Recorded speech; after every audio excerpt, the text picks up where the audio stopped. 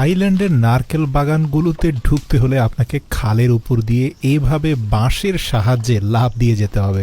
প্রিয় দর্শক, দেখে মনে হতে পারে যে নারকেল বাগানের ভেতরে কেন এরকম পানির খাল প্রবাহিত হচ্ছে। আসলে মূলত যাতে নারকেলগুলোকে পাড়ার সময় সবগুলো নারকেল পানিতে ফেলা যায়, নারকেলগুলো ফেটে না যায়, সেজন্য এই ক্যানেলগুলো করা হয়েছে। এছাড়াও তারা একসাথে শত শত নারকেল বিশাল বড় বাগানের এই প্রান্ত থেকে ও প্রান্তে নিয়ে যাওয়ার জন্য তারা পানির উপর দিয়ে ভাসিয়ে নিয়ে যায়। এটাও খুব চমৎকার।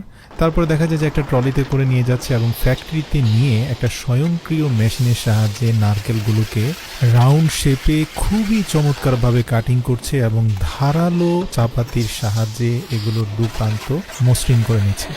এরপরে কনভেয়ার বেল্টে করে একটা স্বয়ংক্রিয় পানির চৌবাচ্চা নিয়ে ফেলা হচ্ছে, সেখানে ব্যাকটেরিয়া নিরোধক পানির মধ্যে চুবিয়ে পরিষ্কার পরিচ্ছন্ন করে নেওয়া হচ্ছে এবং এরপরে এমন একটা পিন গুঁজে দেওয়া হচ্ছে